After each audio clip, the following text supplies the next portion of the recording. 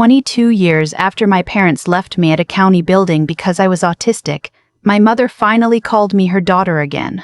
She said it in a hospital consultation room on the 4th floor, under the kind of hard white light I have hated since I was a child. And she was not there to say she was sorry. She was there for a kidney. I remember the room the way I remember everything. A round table with a fake wood top, 3 gray chairs, a box of tissues set out in the middle, the way hospitals leave them out for the moments they expect tears. Through the window, the October sky was clean and empty. Down on the street, people were walking to work with paper cups of coffee, as if it were an ordinary Tuesday. Inside that room, the 2 people who had thrown me away when I was 7 years old were sitting across from me, smiling. My father wore a soft blue sweater, the kind a man wears when he wants to look like a gentle person. My mother wore pale pink lipstick and a string of pearls I had never seen in any memory I owned. They had gotten older, but they still carried the same easy confidence, the one that used to make strangers believe them. My mother reached across the table for my wrist. I moved my hand away, not out of anger. I just did not want to be touched by a hand that had not existed for 22 years. "Nora," she said, her voice shaking just enough to sound real. "Look at you! You turned out beautiful." I did not say thank you. I looked down at my own hands and I began to count, the way I have counted since I was small. 1, 2, 3. My father cleared his throat. "We do not need to make this awkward, sweetheart. This is a family matter." A family matter. That was the first time that morning I almost laughed, because I already knew exactly why they were sitting there. I knew before my mother left her first voicemail. I knew before they drove 2 hours to appear in my life by surprise. They did not come back for a daughter. They came back for a match. And the one thing they never counted on was that the 7-year-old they had left on a plastic chair had grown up. She had gone to war. She had learned to keep her hands steady even when the blood reached her wrists. To understand how I could sit across from the 2 people who threw me away and say what I was about to say, without crying, I have to take you back. To 3 days after my 7th birthday. People imagine abandonment as something loud, a car door slamming, a child crying, a small hand reaching after a taillight. The truth is much quieter than that.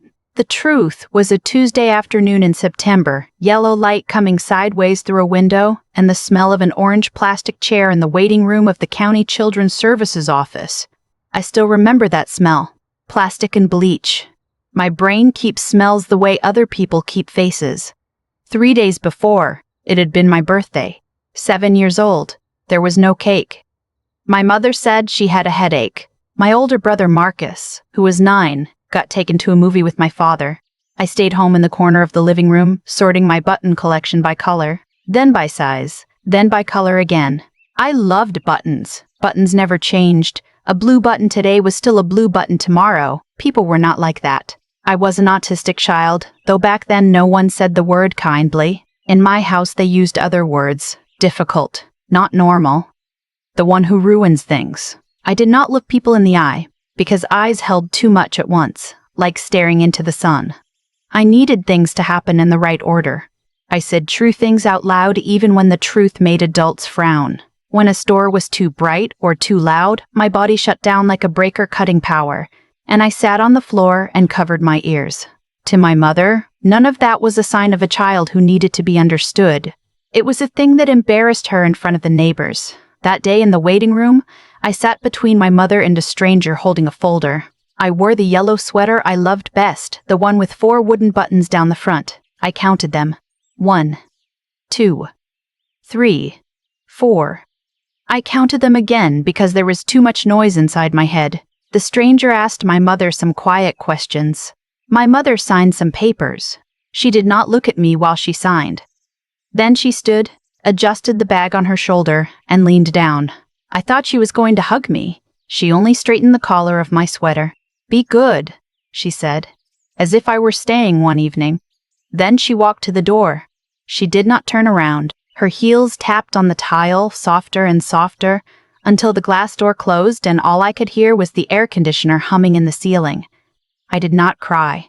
That is the part that always surprises people when I tell it. I did not cry. I just kept counting my buttons because they were the only thing in that room that stayed the same.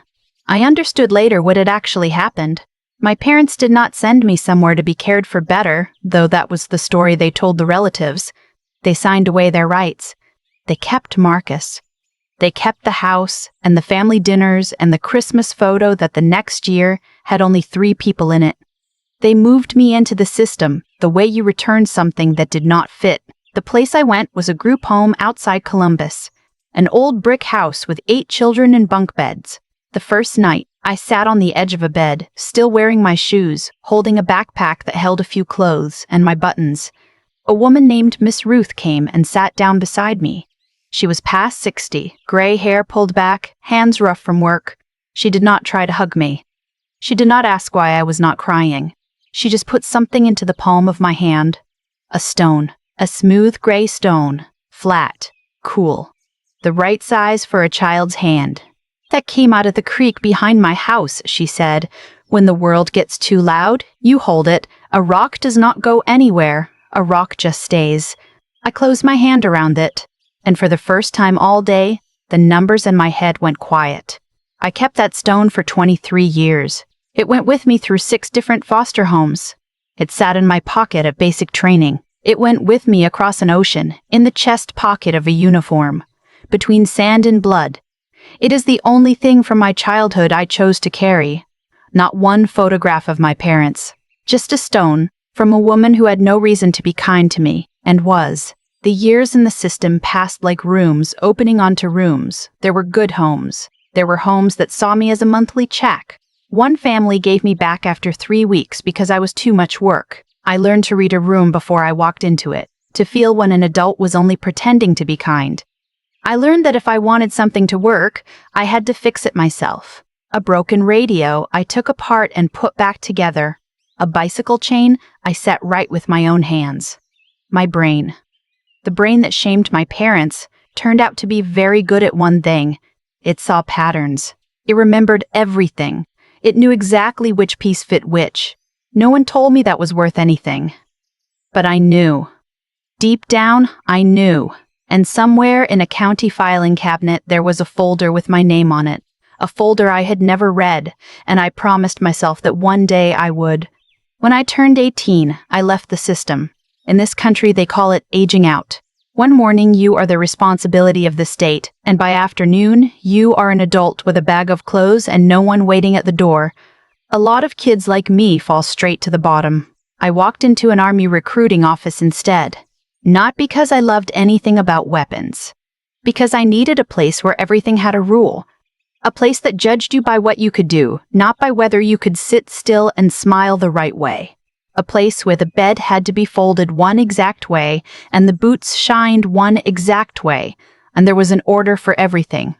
For most recruits, the strictness of the army was a kind of hell. For me, for the first time in my life, it felt like coming home. I became a combat medic. It turned out the thing I was best at was the thing that frightens most people. When the world came apart, I got still. My hands stopped shaking instead of starting. There was a woman in my unit named Reyes who called me Doc and saved me a seat at every chow hall from Fort Campbell to the far side of the world. She knew I did not like to be touched without warning, so she would knock twice on the table before she put a hand on my shoulder. Nobody taught her that. She just paid attention. That is the whole thing in the end. Some people pay attention. Some people sign a form. I was learning, slowly, which ones were family. On my second deployment, in a village whose name I will keep to myself, a young private named Dawson took shrapnel through the leg. He was 19. He was screaming for his mother. Everyone around us was shouting, and the air was full of dust and noise, and I knelt down in it, and I got quiet, and I found the bleed, and I put my hands on it, and I held. I talked to him the whole time in a low, even voice. I told him the order of what I was doing. First this, then this, then this, then this. Buttons, in a way. He lived. Later, he sent me a photograph of a baby with my name written on the back. That was the day I understood who I was. I was not the burden they signed away. I was the one who shows up. I was the one who stays when everything is on fire and holds the thing that is bleeding. I came home. I took the uniform off. I became a nurse at the Veterans Hospital in a small Ohio town close enough to the old group home that I could visit Miss Ruth, until the winter she passed and left me nothing but a stone I already had. I built a quiet life. A small apartment. A routine I could trust. Peace. The kind you only understand the worth of if you have gone a long time without it. And then, on a gray afternoon in July, my phone rang from a number I did not know, and a voice I had spent 22 years forgetting said, "Nora, honey, it's Mom." I did not call back. I sat in my kitchen, and I held a smooth gray stone, and I told myself it was nothing. I was wrong. It was the beginning of the hardest thing I would ever have to decide. The voicemails came in a soft, steady rain over the next 2 weeks. My mother has a particular talent. She can make an ask sound like a gift. "We have been thinking about you for so long. We saw a thing on the news about veterans, and it made us think of you. We just want to know how you are, honey, that is all." I did not answer any of them, but I listened to each one twice because my brain does not let me delete a thing until I understand it. And what I understood, listening, was that not one of those messages contained a single question about my life. They did not ask what I did for a living. They did not ask if I was happy or married or well. They said the word think a great deal. They never once asked a real question. A person who has spent her life reading rooms knows that when someone talks that much and asks nothing, they are not calling to listen. They are calling to set something up. Then they stopped calling and simply appeared. On a Saturday, at the coffee shop 2 blocks from my apartment, the one I go to at the same time every Saturday, which meant someone had watched me long enough to learn my order. They were already sitting at a table when I walked in. My father stood up too fast. My mother had the pearls on. I could have turned around. Instead, I sat because part of me, a part I am not proud of, wanted to see what 22 years had cost their faces. I put my hand in my pocket and I closed it around a smooth gray stone and I let them talk. They were good. I will give them that. My father slid into it like a man closing a deal, which is what he does for a living. He sells insurance. He is very good at making people feel that signing is the safe thing. My mother cried on cue. They told me they had made mistakes. They told me they were young. They told me they had never stopped loving me. And my father actually put his hand on his chest when he said it. And then, in the middle of all that warmth, the questions started. And they were not a mother's questions. "Are you healthy, sweetheart? You look healthy. You do not smoke, do you? You never drank much, if I remember. No trouble with your blood pressure? Your kidneys, anything like that? You are not on any medications we should know about. I have filled out that form 100 times. I have handed it across a counter to 100 patients. I know a donor screening when I hear one, even when it is wearing pink lipstick and calling me honey." Something in my chest went very cold and very still, the way it goes still when the bleeding is bad and everyone else in the room is screaming. I set my coffee down. I looked at my father, and I asked him one question of my own. "Who is sick?" The warmth dropped off my mother's face like a mask that had gotten heavy, and that was when they finally told me the truth, or at least the piece of it they needed me to have. Marcus was dying. His kidneys had failed. He had been on dialysis for months, 3 days a week, 4 hours at a time, and he was getting worse. He needed a transplant. The list for a kidney from someone who has died is years long, and Marcus did not have years. His best chance, by far, was a living donor who shared his blood. They had all been tested. My mother matched only halfway, and her own kidneys were not strong enough to give. My father is diabetic, which took him out. One cousin had said no, another had not matched. My mother explained dialysis to me slowly, the way you explain a hard word to a child. The kidneys and the filtering and how a machine did the work the body could no longer do. She did not know I had run those machines. She did not ask what I did for a living before she decided I would not understand it. That was the tell. They had not come to a nurse. They had come to the girl they still believed could not follow along. "You are his sister," my mother said, and she reached for my hand again. And again I moved it away. "You might be the one. You might be the only one who can save him. We are asking you as your parents. Blood is blood, Nora. Blood is blood." I found out later that they had already told people. An aunt I had never met had heard that the family was whole again, that they had found their lost daughter, and she was going to save Marcus. They had spent my yes before I ever gave it. They had built a warm little story in front of the whole family, and the only thing it needed to be true was me. I want to tell you that in that moment I felt rage, because rage would have been simpler. What I felt was worse. For one long, ugly second, I felt the thing I have hated in myself my whole life. I felt the pull to say yes, not because I loved them, because somewhere under all the years there is still a 7-year-old who believes that if she is good enough, if she is useful enough, they will finally keep her. That is the crack that runs through the middle of me. That is the thing they were counting on, whether they knew it or not. So I did not say yes. And I did not say no. I said the truest thing I had. I need time to think. My father smiled, the relieved smile of a man who believes a deal is closing. He thought time meant yes. He did not understand that my quiet had never once been surrender.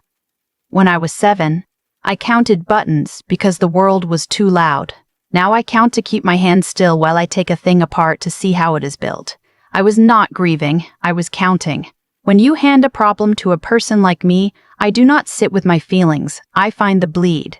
I learn which piece fits which. I drove home. I did not cry in the car. That night I called Reyes. She is the only person I tell things to in order, without first deciding how they will sound. I told her everything, flat, like a report. When I finished, she was quiet for a while. Then she said, "You know you do not owe them a thing." I said I knew. She knocked twice on something on her end of the line. An old habit. A way of reaching across all those miles to put a hand on my shoulder without startling me. "But," she said, "you were going to do it anyway, aren't you?" "Not for them, for him."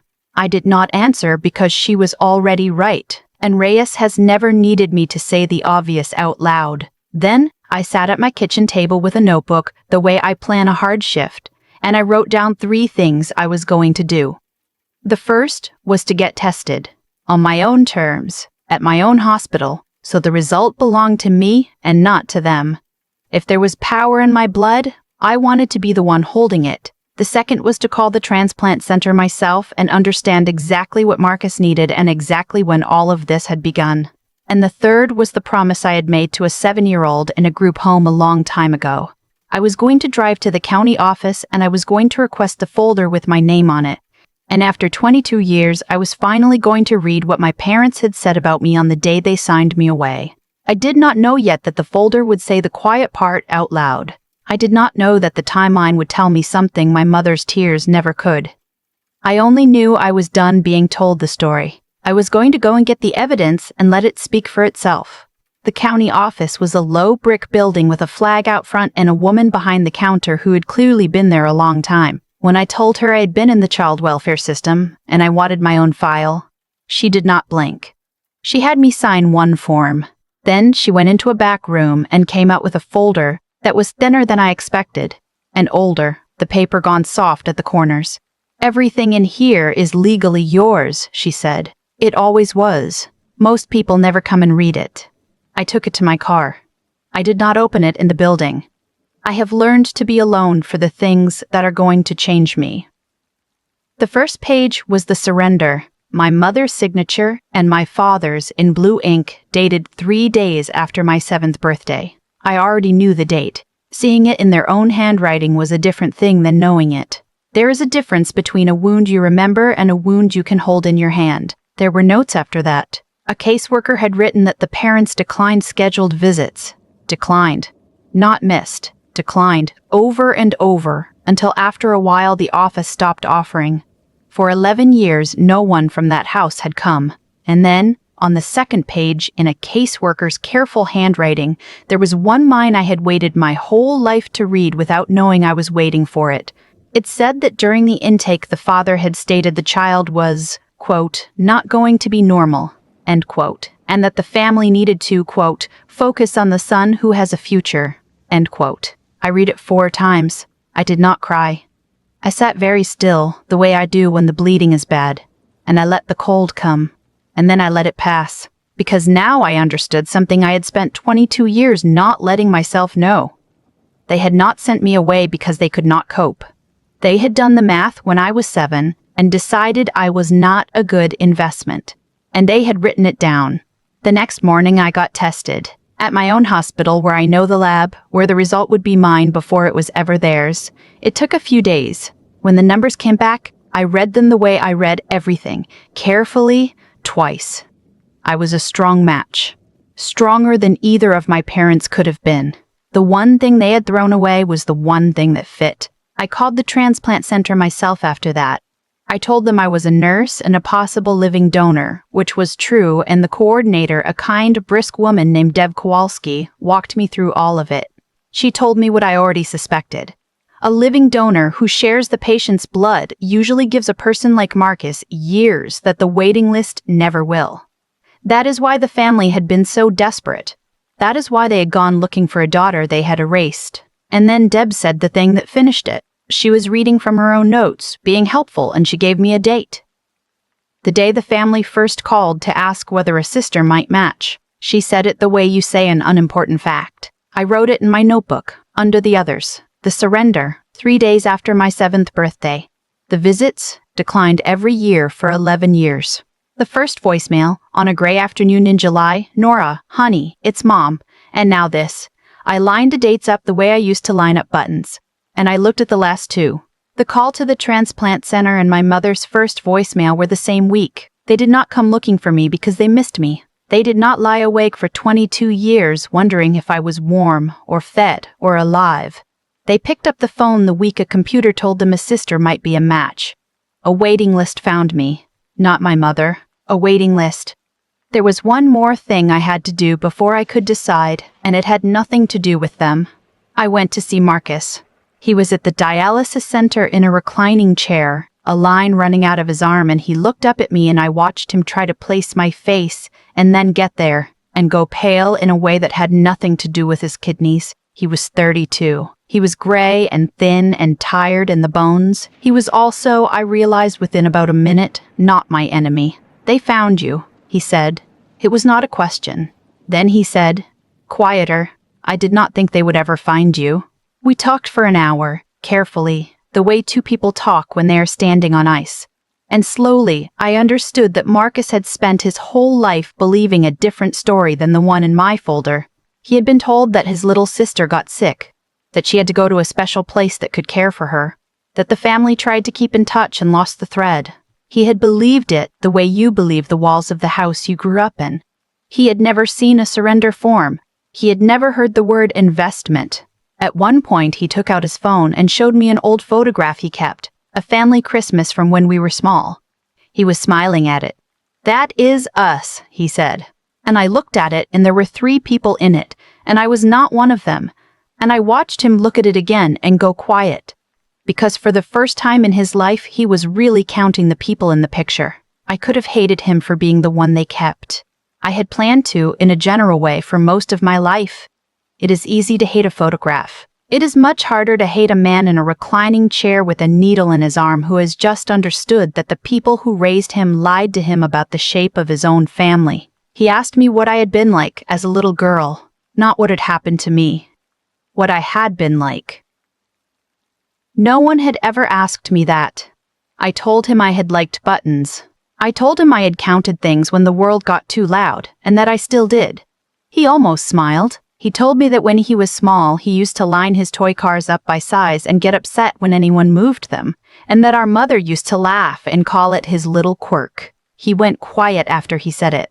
I think we both did the same math in that moment, and neither of us said the answer out loud. Because some answers you do not have to say to a person who is already thinking them. He did not know. That mattered to me more than I expected it to. So when I finally walked into that consultation room on the 4th floor, the one I told you about at the very beginning, I was not walking and confused. I had the folder. I had the numbers. I had the date. I sat down across from the 2 people who had thrown me away, and my mother reached for my wrist and I moved my hand, and my father said it was a family matter, and I let him finish. My hands were steady. My right knee was not. It had taken a piece of a road on the far side of the world, and it still told me when weather was coming. I planted it under the fake wood table and let it ache. And I was glad of the ache, because it was mine. Earned in a life these two people knew nothing about. This was the third time they had asked. The first was a voicemail that only wanted to know how I was. The second was a table at my coffee shop, pearls on, questions about my blood pressure. This was the third, in a room with a box of tissues set out for tears, and they had saved the real ask for the place they thought would soften me. What they did not know was that by the time they made it, I had already read the folder, run the test, and lined up the dates. They made the biggest ask of their lives to the one person in the family who had come armed. Then I set 3 things on the table, one at a time. I got tested, I said. I am a match. My mother put both hands over her mouth and started to cry, and this time the tears were real, because relief is the one thing she has never been able to fake. "Oh, thank God," she said. "Thank God, Nora. Thank you. Thank you." I waited until she was done. Then I set down the second thing. "You called the transplant center to ask about testing me the same week you called me for the first time in 22 years, I said. "You did not find me." A waiting list found me. My father's face stopped moving. The deal-closing smile froze on it and then had nowhere to go. Then I set down the third thing. I did not raise my voice. I did not read them the whole folder. I read them one line, and I told them where it lived. "Page 2, I said. "The intake note." His words. Then I read what he had said about me. "Not going to be normal. Focus on the son who has a future."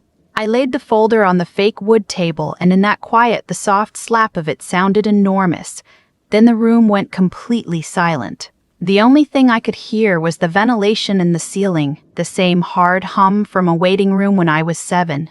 And somewhere down the hall, a food cart with one bad wheel. My mother's hands came down from her mouth.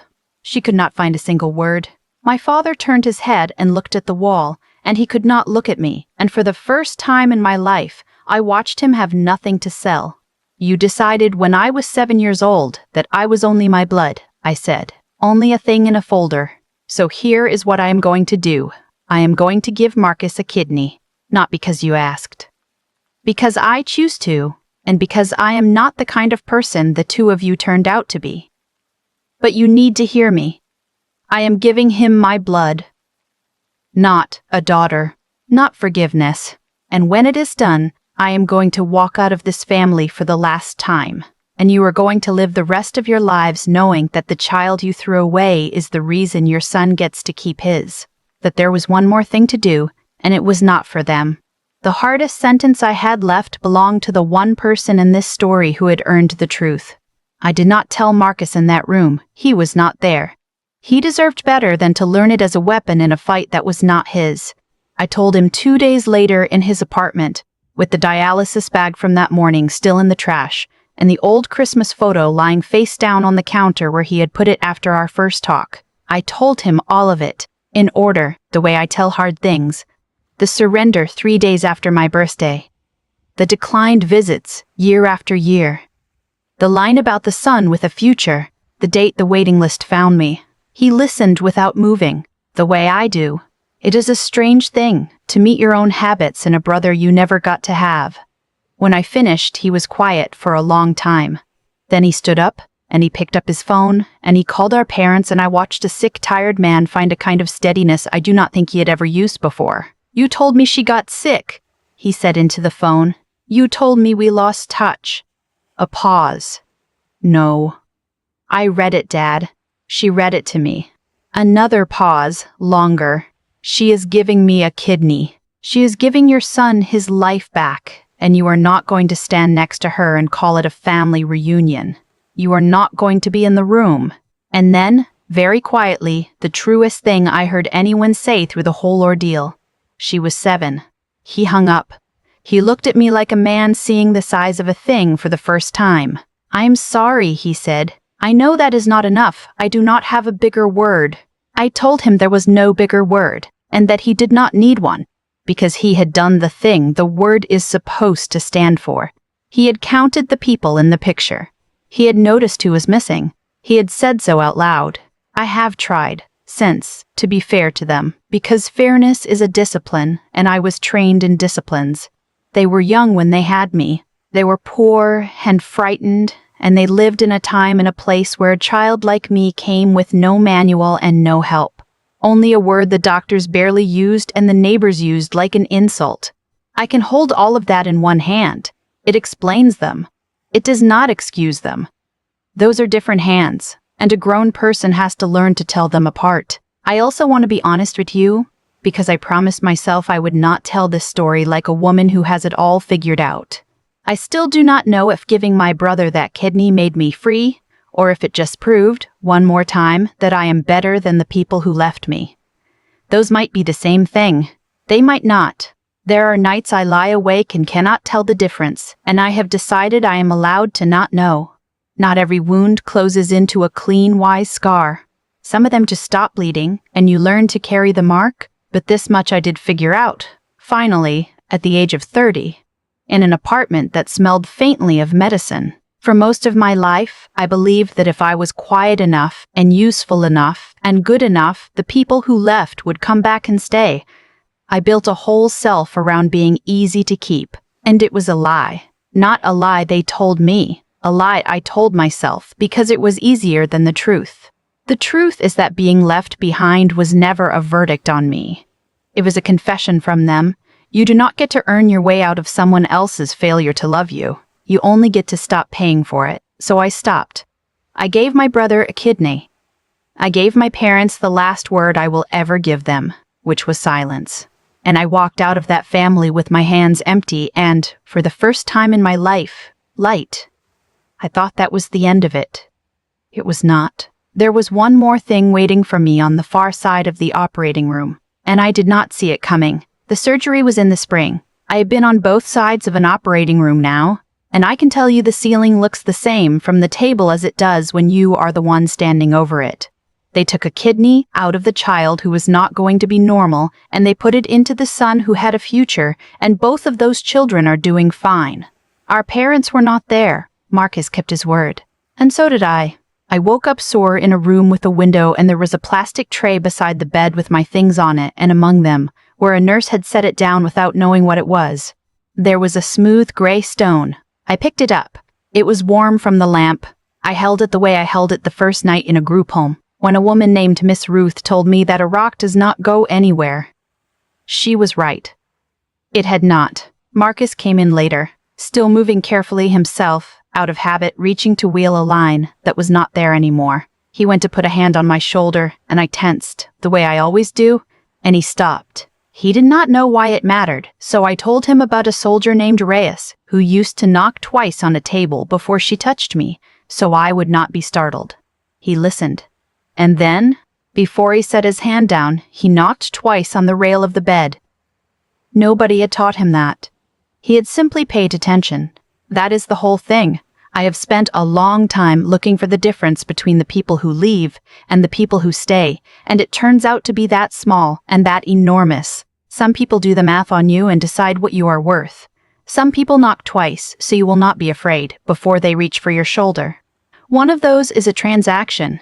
The other one is a family. I spent 22 years confusing the two because the people who were supposed to teach me the difference were the ones who got it wrong. Blood is what they came back for.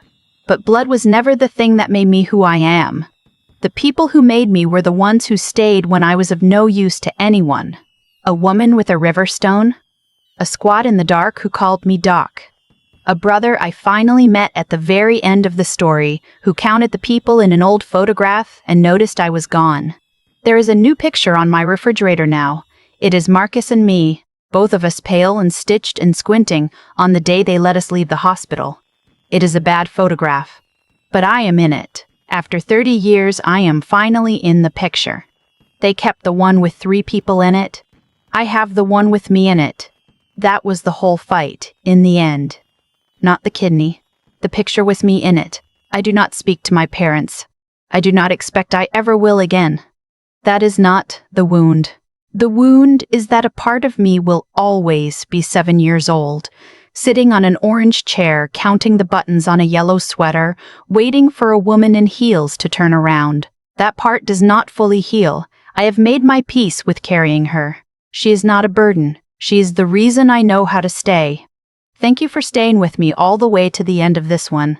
If you have ever been treated as useful instead of loved, if you have ever had to walk away from the people who share your blood in order to keep your peace, if you have ever let your family believe a smaller, easier version of you because the truth was too heavy for them to carry, then you already understand everything the story was trying to say. You are not the story they told about you. You never were.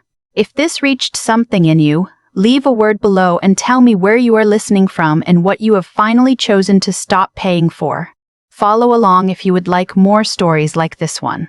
Take care of yourself, and I will see you in the next one.